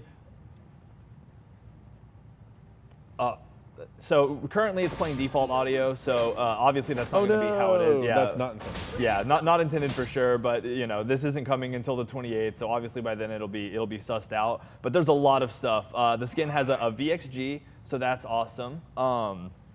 And they wanted us, you know, to really highlight how much they incorporated instruments from the songs "Addicted" and "I See You" from OTG into this kit and the VXG. So you actually will get full songs from the VXG, which is incredible. Like they're incorporated. Whoa, that is really cool. That is crazy. I did not know about that. I've recently become like a massive fan. Their type of music is exactly in my wheelhouse, so I'm really excited for this skin. Yeah, I mean, it's super awesome to look at. And again, all of our effects teams, when they're given the opportunity to work with things visually, musically, like there's no allies. They crank it up to 11. Poor lonely Athena. It works a little better with a friend. But yeah, the whole skin is extremely well made, and we're super proud of it. Very musically, I guess, aligned.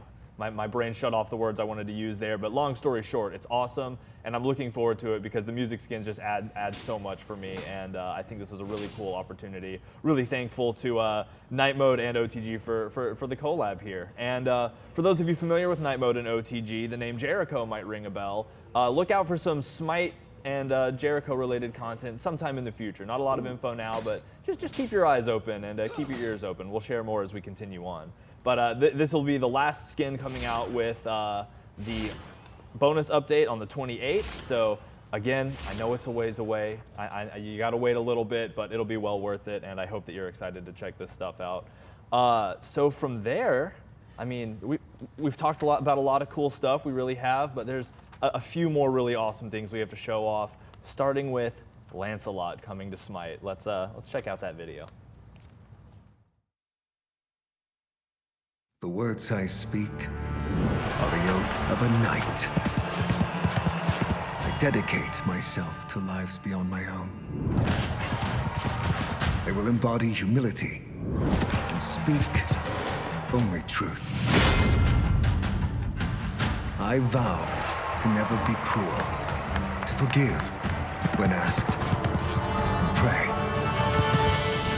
that my mistakes be forgiven. I dedicate myself to courtesy and honor forevermore. This is the oath of a knight.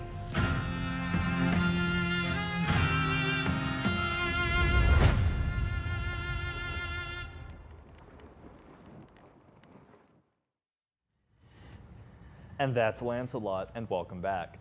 So super excited. We're having Lancelot join the amazing crew, amazing cast of Smite, another Arthurian candidate in the Pantheon. Right. So I mean, obviously there's a lot to talk over, so jump right in. Let's kind of get the background of Lancelot. Well, the Arthurian characters in Smite have been super popular. So good. Ever since Arthur and Merlin, we've got constant requests. They're always discussed in the community, and you know, we've been really wanting to deliver on one of the Knights of the Round Table. Yeah. Oh, yeah. And you know, Lancelot is a really interesting character in the lore. There's lots of different texts from many different eras that kind of come together to make up the Arthurian pantheon. Yeah. Depending on what you read, you might read very different things about Lancelot. But he was always known as, you know, the pinnacle of chivalry. Mm-hmm. He was valiant and strong and humble. He was really just all of the good things you can be. Yeah. But, you know, he also had some conflicts, some dark sides.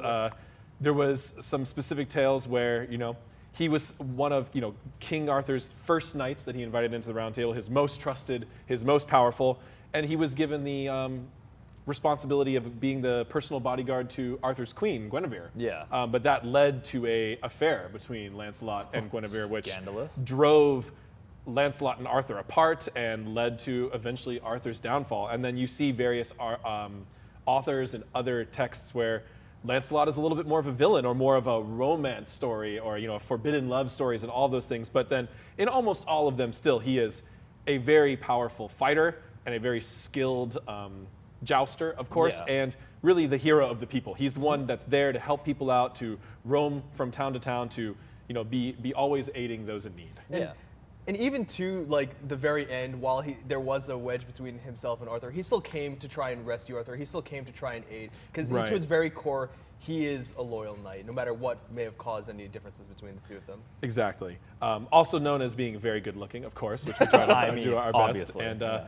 And of course, when we're designing a new Arthurian character, we're heavily thinking about how are they going to fit into Smite? How are they going to fit into the Pantheon? And Lancelot was a bit tricky. We were absolutely discussing what class, what role he could be. We considered really heavily armoring him up and kind of making him as a guardian and more of a shield defensive class.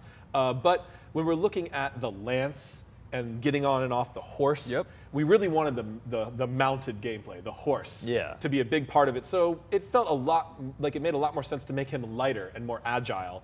We didn't want him to be a warrior and be this kind of compared to Arthur so directly. So that's why we went with the assassin direction. So we went with a little bit lighter of his armor than King Arthur on the artistic design, and he's just going to be a little bit more, agile and mobile in his combats. Absolutely. Once we get into his kit, I think it'll make a lot more sense too. Well, I mean, why would we wait then? Let's hear a voice line, and then we'll jump in game. The king sends for his trusty knights to protect the lands near and far. I will always be there to answer the call. Loyal to the very end. I was about to say, going right into the chivalry. So yeah, that's. And there he is in game. Beautiful. I love the armor, by the way. Before we dive into the kit, oh my gosh, I love the armor. I cannot stop. 3D art modeling team Quinn, they all just do such a fantastic job. The color that comes out, the concept art also really helps kick this off. The entire art team obviously smashed it on this one. He's got such nice details. We're trying to make some historical inspiration in these Arthurian characters, but we also want to amplify them up to, make sure they feel like they fit on the battleground of the gods. So he's got a very, ornate weapon and shield, and then his armor has a lot of cool intricacies to it while still being functional. And one quick thing to know before we get into the thick of it, one part of Lancelot's lore too was that he was brought up by the Lady of the Lake. Which gave him a little bit of more of like these magical traits, these magical artifacts even that were given to him. And we wanted to play up on that, both in his model, so because he's like got this sweet horse on his shield, which will come into part of his gameplay, as well as into his kit as well. So he's got a little bit of a superhuman traits to him. He is one of the Arthurian knights that has specific supernatural qualities listed in the various texts, because he grew up in that Fey realm, grew up amongst other magical beings, and that possibly is the reason why he is such a gifted fighter. For sure. But I say, y'all keep teasing about this kit. Let's just get right into it. Like, show us the moves. Let's run through it. Face me.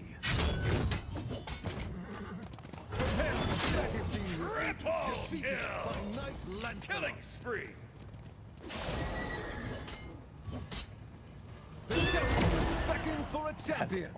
Oh yeah. All right. That's it. Okay, so we saw a lot of stuff. We saw a lot of different stuff. More than 4 abilities. Okay. Well, okay. We'll talk about that in a second. We'll talk about that in a second. Explain yourself, but slowly. One thing to keep a note, just because it's always important. We've got Tower Killer on. We've got. He does not actually do 5,000 damage per base. He doesn't one-shot people. That's just our fun dove commands. But he will not be hitting you for 54-10 damage with his basic attacks, even at level 20. But yeah, we can get started with the different parts of his kit. Excellent. I mean, is a stance switcher. Let's just start. Lancelot, he's got the lance going for him. You're right. What's the basic attack chain? That's pretty important. Yeah. So his basic attack, the main thing we want to shout out is he is using a lance. It's a weapon that's a little bit larger than normal, and because of that, we do have the extended melee attack range that we do give to certain gods with larger weapons. So he's going to be hitting from outside the normal melee attack range. And you also might notice the in-combat and out-of-combat animations on Lancelot, where when he's recently attacked, he's got his shield and lance very up, but he eventually relaxes. Yes, and it looks very nice. And huge shout out to the animation team for that is the hardest part. That's the hardest part about working here is trying to, like, if somebody's like, what can we do better? I'm like, I don't know. People just perform all the time. It's crazy. So let's move on to the movie. And there's one thing that was added right there as well, just because I guess there's 1+1 feature. That the third hit of his basic attack chain is a cleave, so we'll do a multi-hit. Will help him out in the jungle. And I thought it felt fitting for the kind of the sweeping lance. The sweep, aesthetic, yeah, right? a different just motion instead of feels just nice. all pokey. Instead of all jabbing. All right, so yeah. let's get into the passive. Camelot's Quest. Camelot's Quest. This is a little bit more of a simple one, which is nice to see with the rest of his kit being a little bit more complicated. Fair enough. Did you count?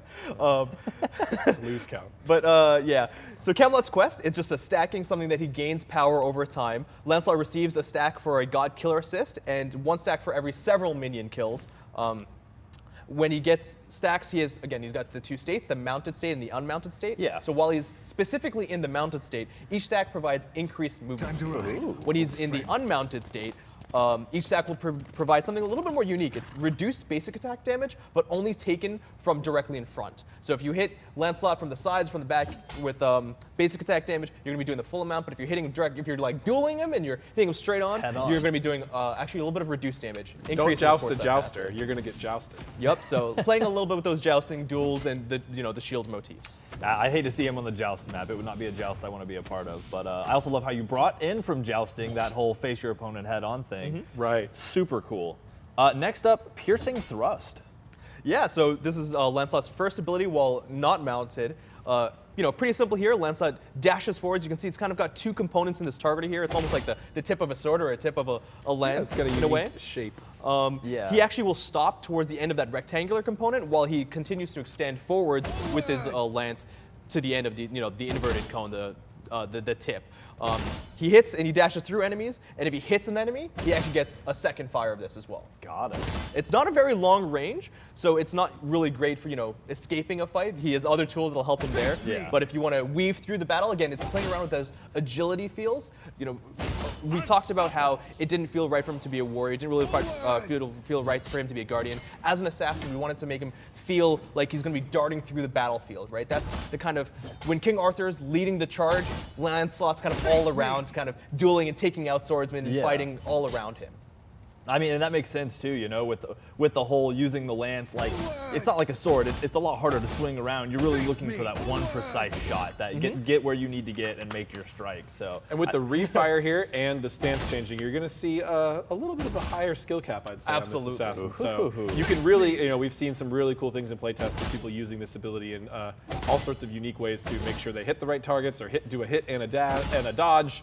Lots of flexibility on this game. And you can use that first part if you hit an enemy, and then stop, use other parts of your kit, and you have a few seconds to use that again. So you are not forced to do 2 in a row.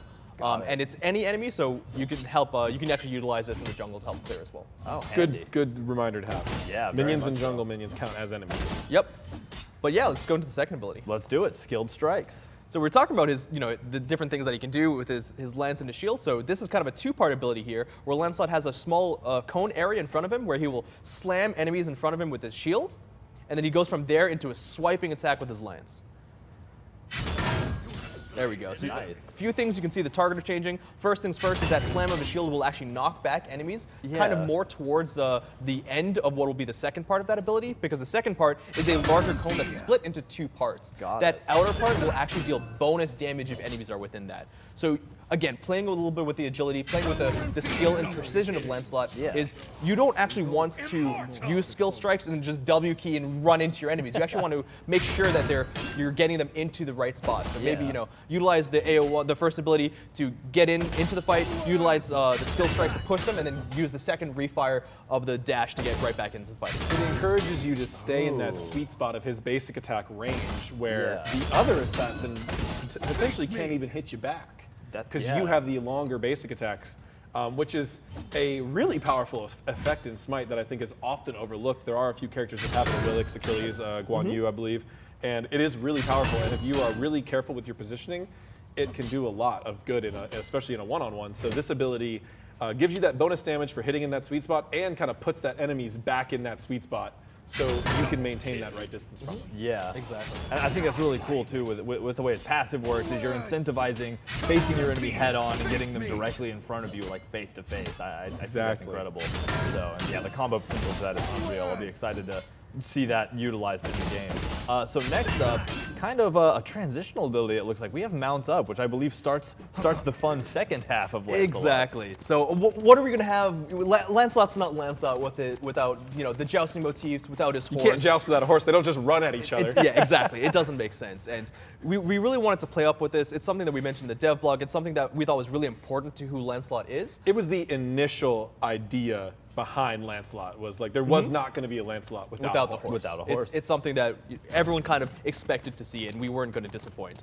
And with that, we wanted to make sure that that's kind of why he ended up being a stand switcher, is because we wanted to make sure that he excels on the battlefield without being on a horse. Right? He's not a cavalry charger, and that's going to be really, really important to this stance. Yeah. He's not going to be in mounted combat a lot. That's not his role in a fight, right? It's to actually get down and dirty and use his lance. But to traverse the battlefield, to kind of engage fights, he's going to be on his horse. So this ability, Mount Up, puts him onto his trusty steed, and there's a couple of different things going on. One, of course, it's a movement speed buff. He's going to be gaining increased movement speed. His horse is going to help him move a little bit faster than he can travel himself. And a second thing is he gets a health shield. So you can see when he's dismounted and he mounts up for the first time, there'll be a shield that kind of gains over time up to a max. Okay, the reason why that's important is because if that health shield is ever depleted, he's instantly dismounted by his enemies. And he can strong counterplay. Yep. There. Yeah. Because again, the goal is not for him to stay on the battlefield forever. Now, if you have God mode, of course, that's going to help all the out cheats a lot. on. It will be a little hard, yeah. But when he does take, it's okay. No, don't worry about it. When you do take that max health shield as damage, you will be dismounted by your enemies. And similar to a Wheelix, if you do just want to, cancel input to get off your horse, you can do that without incurring a cooldown on the mount up ability too. Okay, that's awesome. Yeah. So I mean, obviously, when you're mounted up, your abilities kind of take on a new face, starting with Shining Gallop. Shining Gallop is the first ability while mounted. So the reason why I gave a lot of that preamble early is because the other thing that's important is he is not the mounted combatant all the time. Both of his main abilities in the stance will actually dismount Lancelot and put him into the fray. This is Lancelot's kind of only poke tool, and Shining Gallop will actually have Lancelot send out the horse in front of him in a line as he dismounts in place. The horse, taking on some of those ethereal qualities, again, he's got a little bit of that magic enhancement going on, will actually be able to pass through all enemies and walls, slowing them as it tramples over them. As it tramples over them I don't know why, that was just a great way to end that sentence, because, yeah. Awesome. So next up, Crashing Dive, another mounted ability. Crashing Dive, the second mounted ability, again, will actually end up dismounting Lancelot. First, Lancelot will surge upwards off of his horse, rooting enemies in a small circle around him, dealing no damage. But then Lancelot actually crashes back down into the fight, dealing pretty heavy damage in a larger circle around him. And you can see there he's kind of got a little bit of movement while he's in the air to position himself well. You can go omnidirectional with that. And yeah, like I said, it'll be a root on the way up and then damage on the way down. The root is a very, very short duration. It's just kind of to play with aesthetic, play with the team, give him a little bit of crowd control from the mounted state. And the animation team did such a fantastic job with him mounting up and dismounting, and these abilities feel really good. The timings and the weight behind his attacks feel great. And I know the tech art team and engineering team also had to do a lot of work. When we have to so thankful. Make two characters work as one in Smite, tandem, it's a very complicated process. And each time we do it, we've been getting better at it. We made some really big technical strides. So big shout outs to those teams as well on Lancelot. And these two abilities, they feel really great to use. Yeah, like you said, the animation is just incredible too. Like it doesn't feel like a half-hearted attack. Like you really see him put his whole body into the motions and animation. So. And you reminded me as well, talking a little bit about the mounted state too, is that as we said in the blog post, Lancelot's mounted state is going to have him constantly moving forwards, very similar to Hachimon and Guan Yun's ultimates. Right. You are not strafing, you are not maneuvering your horse like a Wheelix. You have a limited turn radius, so if you can see here, go ahead and turn as sharply as you can. That's what it is. It is limited. In the jungle and in other game modes, you want to make sure that you're utilizing your turn radius as best as you can, but his third ability kind of helps that a little bit, and it's very niche. It's going to be something that you don't see as often, but it's super helpful after your ultimate, and that's just quick turn. And all it does is it just turns you. It pivots you. You kind of stop in place. Usually the cooldown is longer than this. Yeah, so a little bit longer. That's a good thing to note as well. Quick turn is actually the only ability of the three that has a cooldown. And I'll mention the reason why for that later. But Quick Turn has a 4-second cooldown. It's pretty short. Well, it's because it doesn't dismount you, right? Exactly. It doesn't dismount you. And that's really important when we get to the ultimate. But again, all this does is purely like mechanically functional. You're just turning around, you're pivoting. helps you maneuver around the battlefield, and you can even like pivot and like juke some abilities, because if you're moving forwards all the time and you see like enemies kind of in front of you, go ahead and use this to turn right back around. If a Ra is trying to lead you and hit you with a Ra ult, you can just whoop, quick turn, and just juke it. Like, and it's really fun when you pull it off. And one last mechanic as well, similar to I believe Guan Yu, is if you actually hold the back button, even though you're moving forwards, you will actually slow down in your acceleration. So your top speed will actually be lowered if you hold down the back button while you're mounted. That's cool. Full horse controls. Yeah, full horse if controls. You're trying Lancelot's to a master. Navigate the jungle a little more, you can slow it up for a turn. Yep. Yeah, that's awesome. That's super excited to see that. All right, so it looks like we've gone through the regular abilities. We've gone through the mounted abilities. Just one more. Just one more.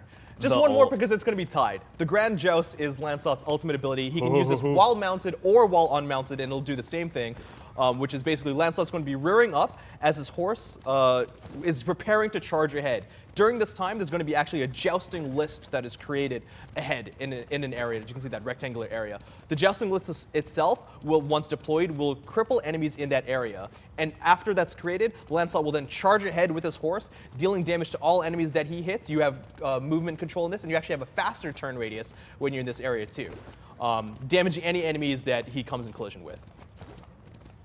That's awesome. I love that you can see the indicator. There it is.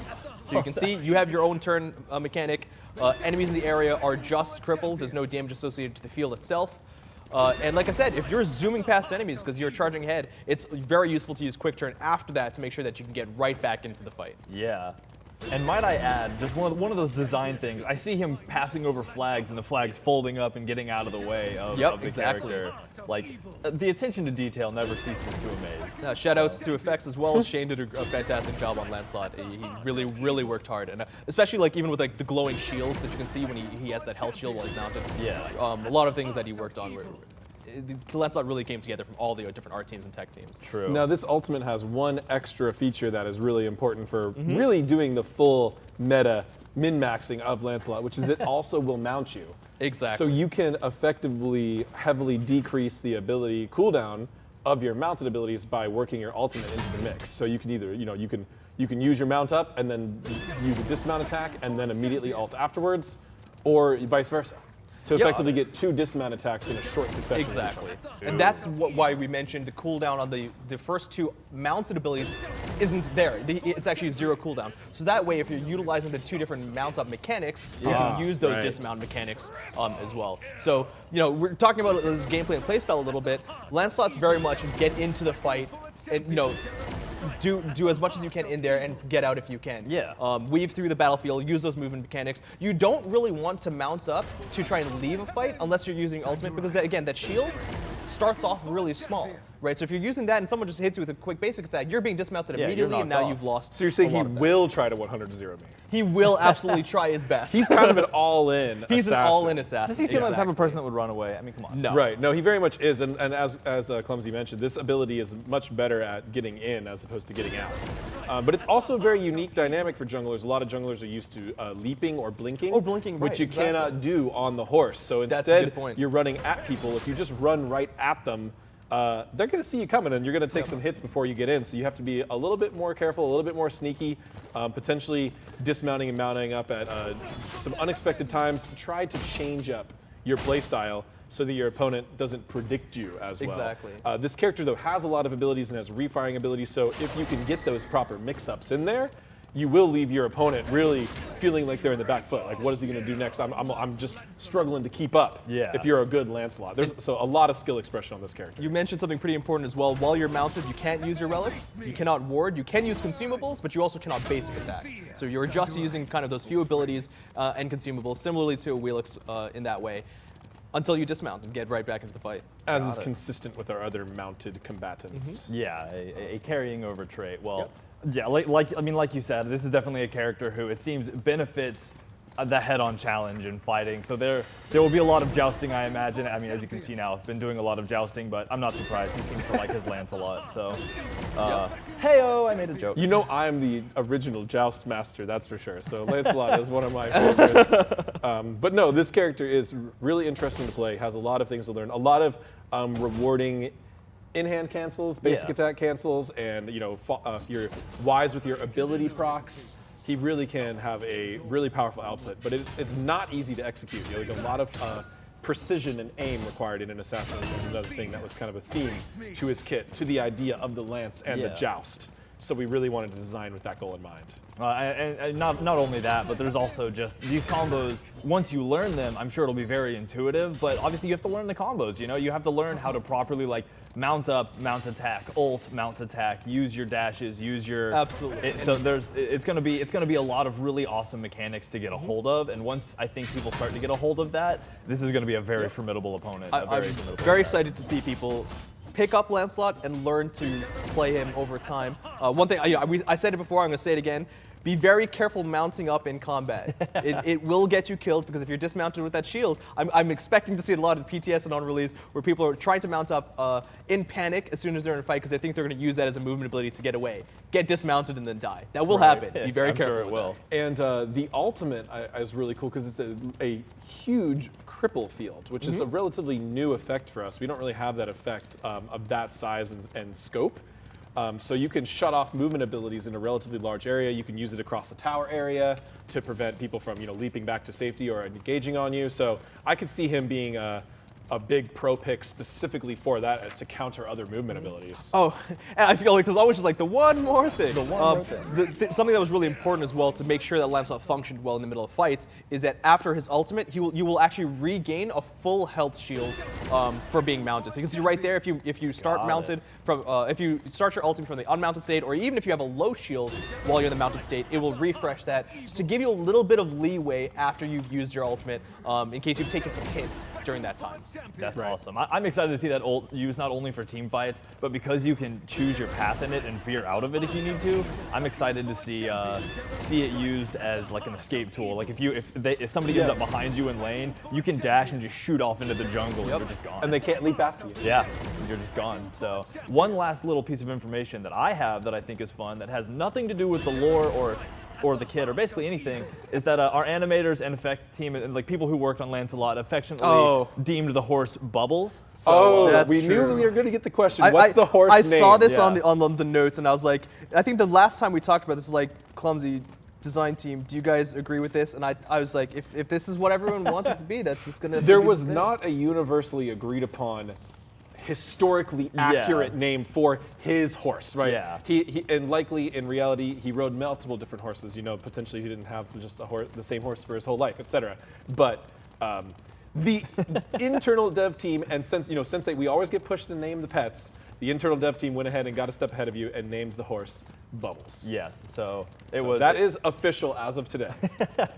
So there we go. The important questions, the day zero. Well, if we're going on that side of things, you can effectively say that this is like Lancelot's cart in a way, So we kind of don't hurt the people. Brought a Smite cart 1.5 in there. Oh, I see. Yeah, we can. If we ever bring back Smite cart, he can just be on the horse the whole time. There you go. It won't happen though. So. Yeah. Oh.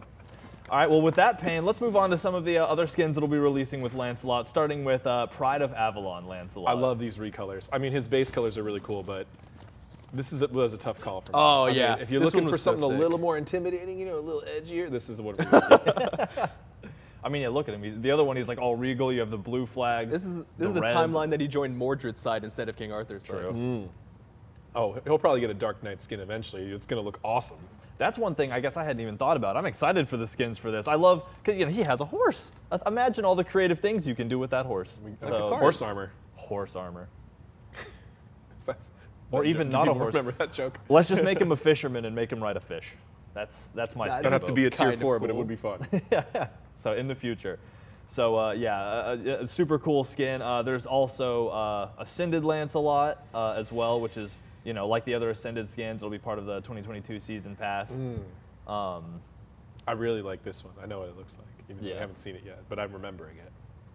Oh, we're gonna go in game for this one. Excellent. Cool. I was hoping we could. Apologies. Yeah, I'm jumping ahead. And this one looks really good. I'm glad we went in game because it looks awesome. Yeah, I guess that's one thing. We just talked about all the mechanics and how good the effects of the fight and everything looks, but let's just go back to just the design. Like the lance is so ornate, it's so unique. Like lances can just be pointed triangles, sometimes like a cone with a point on it. Yeah, pretty simple, honestly. Yeah, we definitely wanted to play up. I think the concept art is a fantastic time for iteration and seeing the different examples provided here. And as Clumsy mentioned, you know, trying to lean into that supernatural. Like, Yeah. he is a little bit supernatural. That lance looks a little bit supernatural. That's intended because you can imagine it as a Fey blessed weapon, as almost as if it was a lance version of Excalibur, even, which Very is much also so, a yeah. mythical weapon, right? Not just any sword. And you can see that play into, because, you know, it has that glowing blue orb and kind of the center of it there. Exactly. And that plays into the horse on the shield with the blue glowing eyes as well. Right. So, and then just the armor is great. You know, you have a little more heavily armored on the side with the lance because the shield isn't there to cover that half. Yeah, he's got his rondel on that side as well. Some historically accurate medieval kind of. Yeah. So incredible to see. Super well designed. So I believe now we can move on to Ascended Lancelot. I just get excited. Very nice recolor, but this is the Ascended recolor, and it's got a green direction with it, which I'm just personally, that's my favorite color. Oh, so okay, yeah. Fair. I like greens and purples, but I like purples. we do Purple, a yeah. lot of skins in those colors. They do look good, but I think this turned out really well for him. Oh, it did. I think Yeah, you're it's right. sweet. Oh, and I like the stripes on the shield too. That's just such a classic knights joust. It's very aesthetic. This one really feels, you know, when I said the people's champion, right? Like he's an approachable knight. Okay, Yeah. he's legendary. He's the first knight of the Round Table. He's potentially supernatural, but he still feels like, you know, you could walk up to him after the tournament and just be like, you know, he'd stay around. He'd take a selfie with you? Yeah, take painting selfies or whatever they did back then. And he'd shake some hands, sign some autographs. He feels more relatable, down to earth with this color scheme, which I really like. Yeah, while true, also not true, too hunky, too afraid to walk up, too hot. So yeah, No. another super cool skin. He's always kind to his fans. You know what? I bet he would be. He'd take 2 selfies. He'd be like, no, I blinked. True. Let's do another one. So super cool. Last but not least, obviously we have the Mastery skins as well, which are also yeah. always great to look at. Like, nobility. Really playing up the Giga Chad in this one. And if you notice, the cool thing too is he's got colored horse armor. Yeah, the horse Colored horse armor. So with Not those, part of an additional DLC. It just comes with it. Yeah, included. Day one. But yeah, these mastery colors, obviously, you know, having this much armor gives us lots of real estate to really flex those colors. So Yeah. you've got the golds and the blues, and yeah, it looks really nice. He's got his RuneScape version. Always gold one of our early. favorites. You know, the black Agreed. and gold, just really cool looking. I love this one. I agree. Like I'll get diamond on gods and then continue to play with Exactly. legendary, Yeah. The but- diamond is the flex. But sometimes pick, you gotta really show off the diamonds, which is gonna look cool on Lancelot as well. Oh yeah, well that's the benefit of having armor so well designed and so eye-catching, is that kind of regardless of what you throw on it, like it looks good. It lends itself to so many styles. The so detail easily. really stands out really well Yeah. on this skin through all of these various color schemes, which is you know, that's a big achievement for the modelers too. That's not an easy thing to do. Yeah, absolutely. Definitely Especially when you're working with a more narrow color palette range of, like, you know, just these Oh, kind of there it 2 core is. colors. Oh, transition. So wow, that is awesome. Yeah. Striking. We all imagined it being good, but then when it actually came up on the Yeah. screen, all 3 of us were like, whoa. Like, that was a genuine reaction. Very much so, because yeah, I definitely haven't seen this one before. No, neither have I, actually. I have, but it's still cool. Yeah, that's okay. Honestly, I can't say I He have. knew it. Brag He about knew it, it, but it's it fine. looks really good on him. It really does. Again, I think that's a benefit of armor, you know, is armor really, it lends itself, especially as well designed as this is, it lends itself to looking like, it's not just colored armor, like that's a whole nother piece of armor almost. It just does. Feels because like a the whole new colors. set. Yeah. With different stat bonuses. Yeah, Like yeah, exactly. yeah. Playing up with that. the Crystal Dragon set or Kill something. 2 you know, right? services. You have better All magic. right, there we defense with go. that armor. Lancelot. Lancelot. Nice job, Oh team. my gosh. So we did it. That We was lanced a lot. We lanced a lot. Yeah. Woo! Very good Wonder show. where that came from. The depths of your soul, probably. Yeah. Lots of good stuff we talked about today. Again, everything except for the bonus is coming out right around the corner. You're going to see all of this in 9/6, schedule. which is Tuesday. Yeah, this is it's crazy. PTS It's Friday, crazy. whole reel drop next week. Wait, Yeah. when can people play Lancelot? PTS Friday. PTS Friday, That's crazy. yeah. And then in the game?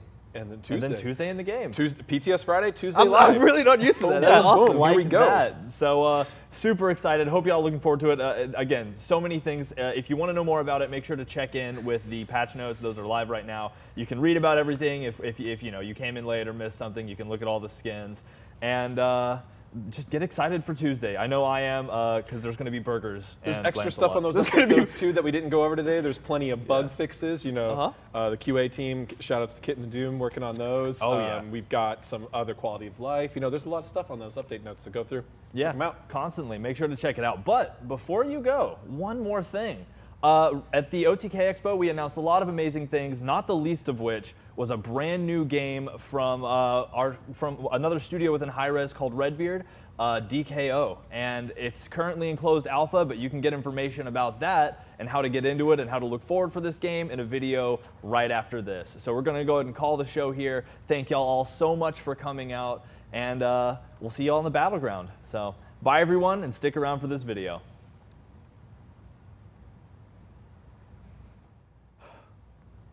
And we're from RedBeard Games, a new studio from Hi-Rez. Well, not that new. This is true. On se retrouve à Brighton and Atlanta to give you a first look at a brand new game. Wait, you could speak English this whole time? Oui. Now, let's check out the premiere for our new game.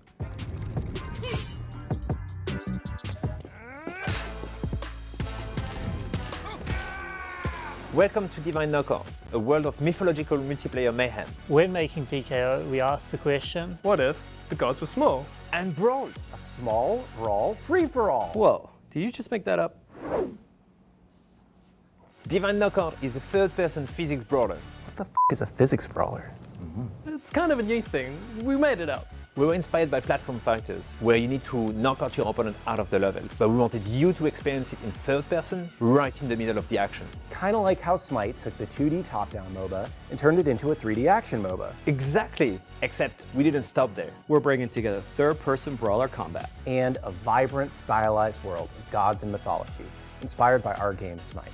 This is a world with expressive characters, indestructible environments, full of hype moments, impactful abilities, big ults, playmaking moves, and close calls. We wanted everyone, no matter your skill level, to be able to hop in and play. The gods of DKO each have a unique moveset, but we wanted to make it easy for all players to jump in. Each ability is mapped to a single button, so you can feel powerful without having to memorize complex movesets. But can a button mash? Sure, you'll embarrass yourself and you won't win, but you can. DKO is all about timing, positioning, and moment-to-moment choices, not button complexity. So whether you're playing a hardcore 1v1 duel, or 3v3 experience that lets you adventure across different game modes and maps with your friends, we want you to be juggling foes, not struggling with controls. Did you just try to rhyme foes with controls? Ça sonne mieux en français. DKO is launching on PlayStation, Xbox, and PC later this year. But that's not all. We'll be supporting full crossplay and cross-progression on all platforms. That means that you can play with your friends on any platform and have your progress and purchases transfer, no matter where you're playing. And even better, you won't need to wait long to play. Divine Knockout launches later this year, but you can sign up for alpha today. Head over to divineknockout.com to sign up for our alpha and be one of the first to play. And be sure to follow us at DKO Game for more updates as we head into our launch later this year.